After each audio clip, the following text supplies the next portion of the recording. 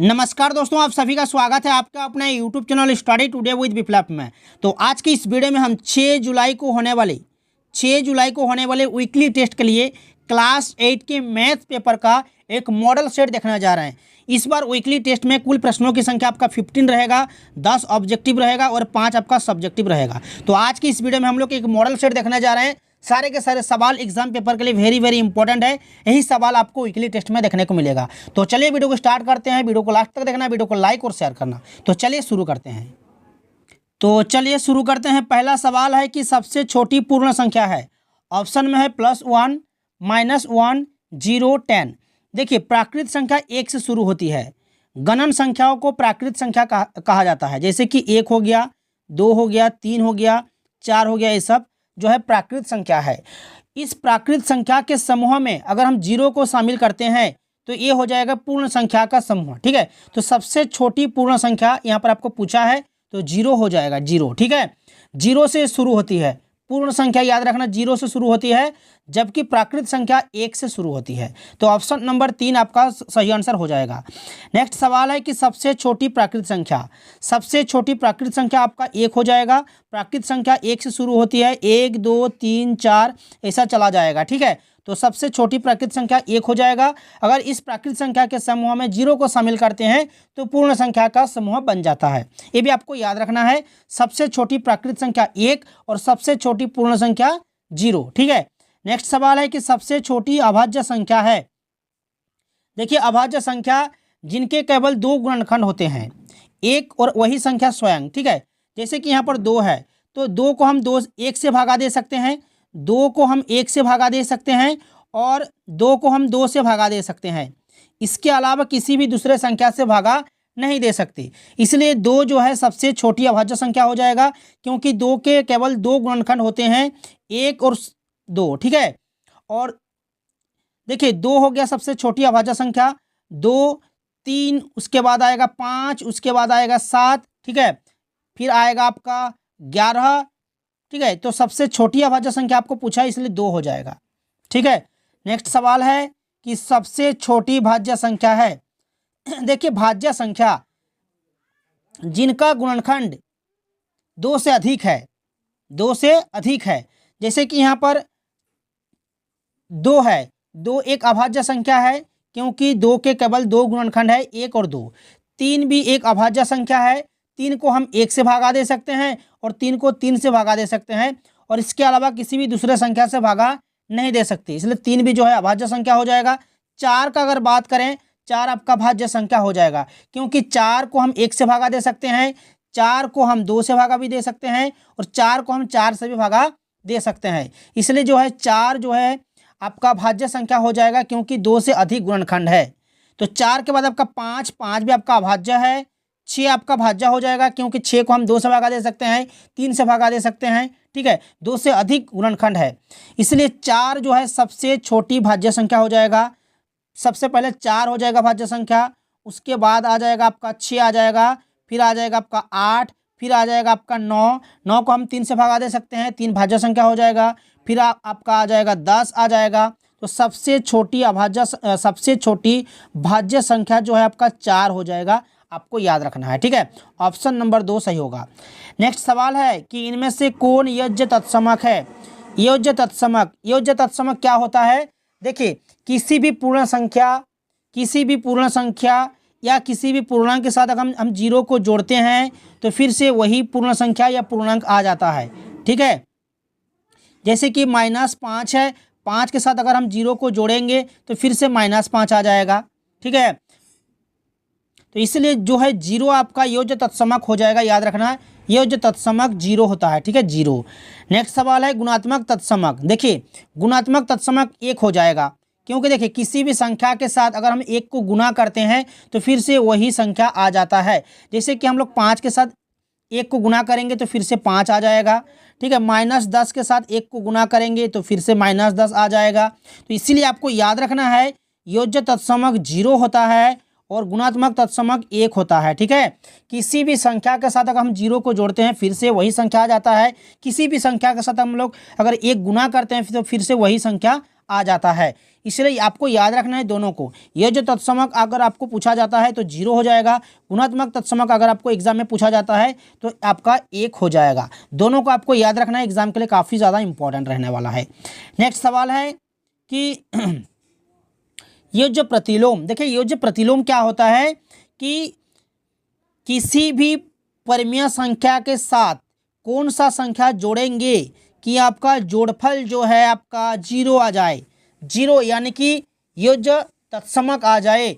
ठीक है, तो आपको यहाँ पर ध्यान देना है, जैसे कि 16/-24 है, अगर इसके साथ हम 16/24 को जोड़ते हैं तो इसका जोड़फल जो है 0 आ जाएगा, क्योंकि देखिए ये ऋणात्मक संख्या दिया हुआ है आपका 16/-24, नीचे आपका माइनस का चिन्ह लगा हुआ है, यानी कि ऋणात्मक है। अगर इसके साथ हम जोड़ देंगे एक धनात्मक संख्या, वही संख्या को जोड़ देंगे लेकिन धनात्मक जोड़ेंगे तो आपका 0 आ जाएगा, यानी कि योज्य तत्समक आ जाएगा। तो ये आपका हो जाएगा योज्य प्रतिलोम। ठीक है, ऋणात्मक रहेगा तो धनात्मक को जोड़ना है और धनात्मक रहेगा तो फिर से वही संख्या को ऋणात्मक में आपको जोड़ना है। जैसे कि मैं यहाँ पर लिख देता हूँ 5 के साथ अगर हम -5 को जोड़ते हैं तो इसका जोड़फल जो है 0 आ जाएगा, यानी कि योज्य तत्समक आ जाएगा। तो इसलिए 5 का योज्य प्रतिलोम हो जाएगा आपका -5 और -5 का योज्य प्रतिलोम हो जाएगा आपका +5। ये आपको याद रखना है। तो ऑप्शन नंबर देखिए यहाँ पर 16/24 जो आपका उत्तर हो रहा है, इसको सरलतम रूप में बदला गया है। अगर इसको हम मानक रूप में बदलेंगे, इसको अगर सरलतम रूप में बदलेंगे तो 8 से काटेंगे, 8 या 24 हो जाएगा और 8 दूनी 16 हो जाएगा। तो 2/3 आपका उत्तर जो है सही हो रहा है। ठीक है, 2/3, ठीक है, +2/3 होगा, यहाँ पर माइनस में है, यही वाला आपका आंसर हो जाएगा। नेक्स्ट सवाल है कि 7/-11, 7/-11 का योज्य प्रतिलोम। तो देखिए ये भी ऋणात्मक में है तो इसका जो योज्य प्रतिलोम हो जाएगा धनात्मक हो जाएगा। 7/-11 है, इसके साथ अगर हम 7/11 को जोड़ेंगे तो इसका जोड़फल जो है 0 आ जाएगा, यानी कि योज्य तत्समक आ जाएगा।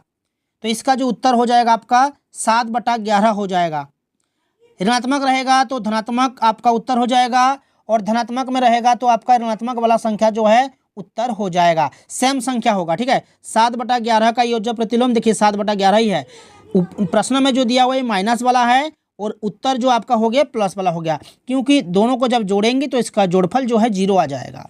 नेक्स्ट सवाल है 5 का व्यतिक्रम होगा। व्यतिक्रम क्या होता है? गुणात्मक प्रतिलोम होता है।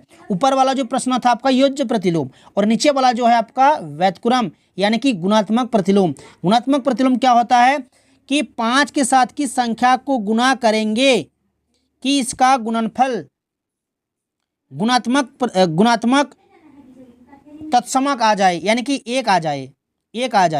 ठीक है, तो 5 के साथ इसका व्यतिक्रम उल्टा वाला लिखेंगे। जैसे कि 5 को हम 5/1 लिख सकते हैं, इसके साथ अगर हम 1/5 को मल्टीप्लाई करेंगे तो इसका उत्तर 1 आ जाएगा।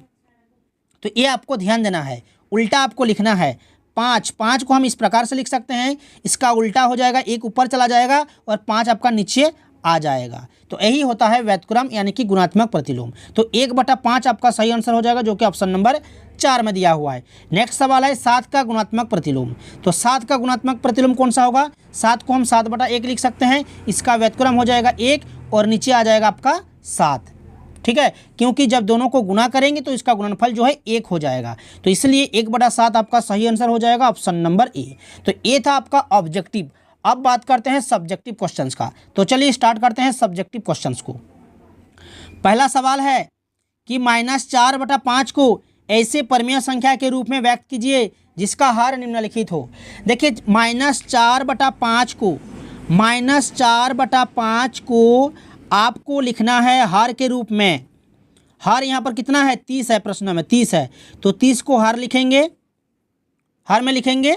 ठीक है, तो यहाँ पर आपको ध्यान देना है तो कि अंश में कौन सा संख्या होगा। ठीक है, ऊपर में कौन सा संख्या हो जाएगा। तो देख सकते हो 5 के साथ 6 मल्टीप्लाई करने से आपका 30 हो रहा है, 6।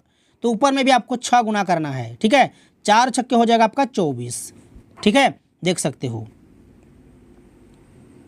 6 आपको मल्टीप्लाई करना है। फिर प्रश्न जो ऑप्शन बी में दिया हुआ है कि हर 45 है, तो -4/5 के साथ -4/5 को एक परिमेय संख्या के रूप में व्यक्त करना है जिसका हर -45 है। तो यहाँ पर देख सकते हो 5 के साथ -9 गुना करने से 45 हो रहा है, क्योंकि 5 9 45, तो ऊपर में भी -9 गुना करना है आपको। -9, 9 चौका हो जाएगा आपका कितना, 36 हो जाएगा, -36 यहाँ पर देख सकते हो। ठीक है, और नीचे वाला जो नीचे में जो -45 है, ये आपको ऊपर में फिर से लिख देना है, ये आपको ऊपर में फिर से लिख देना है। नीचे माइनस रहेगा तो ऊपर में आपको फिर से लिख देना है। नेक्स्ट सवाल है कि -36/60 को एक परिमेय संख्या के रूप में व्यक्त करें जिसका हर 5 हो। -36/60 को एक परिमेय संख्या के रूप में व्यक्त करें जिसका हर 5 हो। यहाँ पर देख सकते हो 60 को अगर हम 12 से भागा करेंगे तो 5 आ रहा है, तो ऊपर में भी 12 से भागा करना है आपको। ठीक है, भागा करने से कितना आएगा, 3 आ जाएगा, देख सकते हो। इस तरह से आपको लिख देना है।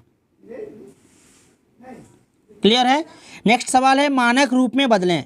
मानक रूप में बदलने के लिए आपको क्या करना पड़ेगा, देखिए जैसे कि 36/-24 है। मानक रूप क्या होता है कि सरलतम रूप में आपको बदलने के लिए बोला जा रहा है। तो 36/24 है, तो 36 और 24 का आपको मौ से निकालना है। जैसे कि 36 और 24 का अगर हम मौ से निकालते हैं तो 24 एकम 24 हो जाएगा, फिर माइनस करेंगे तो आपका आ जाएगा 12, फिर 24 को इधर लिखेंगे, 12 दूनी हो जाएगा आपका 24, यानी कि हमारा मौस जो है 12 आ रहा है। ठीक है, 12, तो आपको लिखना है कि 36 और 24 का मौस 12 है। फिर ऊपर और नीचे अंश और हर को आपको 12 से भागा कर देना है। 12 से भागा करने से कितना आ जाएगा आपका, नीचे आ जाएगा 12 दूनी 24 और ऊपर में आ जाएगा 12 × 36। इस तरह से आपको मानक रूप में लिखना है। ठीक है, नेक्स्ट सवाल है 9/12। तो देखिए 9 और 12 का मौसा कितना हो जाएगा, 9 एकम 9 हो जाएगा, 3 आएगा, फिर 9 इधर लिखेंगे, फिर 3 × 9 हो जाएगा, यानी कि मौसा जो है 3 आ रहा है। तो -9/12 को 3 से भागा करना है आपको, 3 से। ठीक है, 3 से, तो 3 × 9 हो जाएगा, और 12 को 3 से भागा करेंगे, 3 चौका 12 हो जाएगा, तो -3/-4 आपका उत्तर हो जाएगा। इस तरह से आपको मानक रूप में बदलना है। नेक्स्ट सवाल है, सारे के सारे सवाल एग्जाम पेपर के लिए वेरी वेरी इंपॉर्टेंट है। यही सवाल आपको वीकली टेस्ट में देखने को मिलेगा, इसलिए सभी से रिक्वेस्ट है फटाफट वीडियो को लाइक कर दीजिए, सभी दोस्तों में भी शेयर कर दीजिएगा। नेक्स्ट सवाल है कि दो परिमेय संख्याओं का योगफल 3 है, -3 है। यदि इनमें से एक परिमेय संख्या -11/6 दिया हुआ है तो दूसरी संख्या ज्ञात करें। देखिए दो परिमेय संख्याओं का योगफल -3 है, तो पहली संख्या यहाँ पर दिया हुआ है, दूसरी संख्या आपको ज्ञात करना है। तो इस प्रकार से हम लोग लिख सकते हैं प्रश्नानुसार, -11/6 है और x को हम लोग क्या मान लिए, दूसरी परिमेय संख्या मान लिए। पहले आपको लिख देना है कि माना दूसरी परिमेय संख्या बराबर x, फिर -11/6 के साथ आपको x को जोड़ना है और जोड़फल कितना हो जाएगा आपका -3। फिर इसको आपको हल करना है। देख सकते हो आपको यहाँ पर x का वैल्यू निकालना है, तो x आपको बाएं तरफ लिखना है और x के साथ जो -11/6 जोड़ में है, जब इसको हम दाएं तरफ ले जाएंगे तो माइनस हो जाएगा। यहाँ पर देख सकते हो बीच में माइनस का चिन्ह लगा हुआ है। ठीक है, ये वाला पार्ट इधर आ जाएगा तो क्या हो जाएगा, माइनस हो जाएगा, यहाँ पर देख सकते हो। ठीक है, फिर इसको आपको हल करना है। 6 तो आपको नीचे लिखना है, फिर 6 और 3 का मल्टीप्लाई करना है कोना कोना, 6 या 18 हो जाएगा, -18, और फिर जो भी आपका ऊपर में है -11 ये आपको लिख देना है वाला पार्ट। ठीक है, फिर -18 आपको लिखना है यहाँ पर, और माइनस को यहाँ पर मल्टीप्लाई करना है, माइनस हो जाएगा आपका प्लस 11 हो जाएगा, यानी कि 11 हो जाएगा। फिर आपको यहाँ पर माइनस कर देना है, -7 हो जाएगा, -7/6 आपका उत्तर हो जाएगा। ये हो गया आपका दूसरी परिमेय संख्या।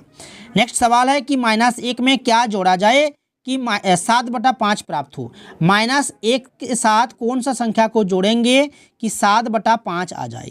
तो यहाँ पर आपको x जोड़ लेना है, मान लेना है कि अभिष्ट संख्या x है। प्रश्नानुसार यहाँ पर देख सकते हो, -1 के साथ x को जोड़ेंगे ताकि 7/5 आ जाए। फिर आपको x का वैल्यू निकालना है, तो x के साथ -1 यहाँ पर जोड़ है, जब इसको दाएं तरफ ले जाएंगे तो माइनस हो जाएगा, माइनस में है तो प्लस हो जाएगा। तो यहाँ पर देख सकते हो +1 हो गया, क्योंकि माइनस में है तो +1 हो गया डायरेक्ट। ठीक है, फिर आपको कोना कोना यहाँ पर मल्टीप्लाई करना है, 5 एकम 5 हो जाएगा, और 7 आपका यहाँ पर 7 रहेगा, 7 5 हो जाएगा 12, 12/5 आपका उत्तर हो जाएगा। नेक्स्ट सवाल है ये लास्ट सवाल है कि दो परमेय संख्याओं का गुणनफल -12 है, यदि उनमें से एक संख्या -3/4 दिया हुआ है तो दूसरी संख्या ज्ञात करें। देखिए, दो परमेय संख्याओं का गुणनफल -12 दिया हुआ है, एक संख्या दिया हुआ है -3/4, दूसरी संख्या को x मान लेते हैं। दोनों को जब गुना करेंगे तो गुणनफल कितना हो जाएगा? -12 हो जाएगा। तो x का वैल्यू यहाँ पर आपको निकालना है। तो 3/4 जब इसको दाएं तरफ ले जाएंगे तो क्या हो जाएगा? गुना है तो भागा हो जाएगा, लेकिन फिर से यहाँ पर गुना क्या है, क्योंकि यहाँ पर चिन्ह अलग है। यहाँ पर देखो -12 हो जाएगा, भागा करेंगे, ठीक है। तो 3/4 है, 3/4 लिखेंगे, लेकिन यहाँ पर क्या क्या है, उल्टा इसको लिख दिया है। 3/4 को 4/3 लिख दिया, इसलिए गुना कर दिया, क्योंकि इसका व्युत्क्रम जैसे कि -12 लिखेंगे, भागा को गुना में बदलेंगे तो 4 ऊपर चला जाएगा और 3 आपका नीचे आ जाएगा। माइनस ऊपर में है तो ऊपर में आपको रख देने से भी चलेगा, ठीक है। या तो नीचे भी आप लिख सकते हो, नीचे भी आप लिख सकते हो। फिर आपको यहाँ पर मल्टीप्लाई करना है, तो 3 चौका 12 हो जाएगा, इसको काटेंगे, फिर 4 चौका 16 हो जाएगा, ठीक है। 4 चौका 16 हो जाएगा। देखिए, माइनस यहाँ पर था और नीचे यहाँ पर एक माइनस है, तो दोनों माइनस जो है आपको गुना कर देना है, माइनस माइनस हो जाएगा आपका प्लस, इसलिए +16 आपका उत्तर आ गया। तो इसी प्रकार से आपको इसका हल करना है। तो ये था क्लास 8 के लिए एक मॉडल सेट, मैथ का मॉडल सेट। वीडियो को अगर अच्छा लगा है तो लाइक और शेयर कीजिए, और आगे के वीडियोस देखने के लिए चैनल को सब्सक्राइब करके रखिए। तो मिलते हैं नेक्स्ट वीडियो में।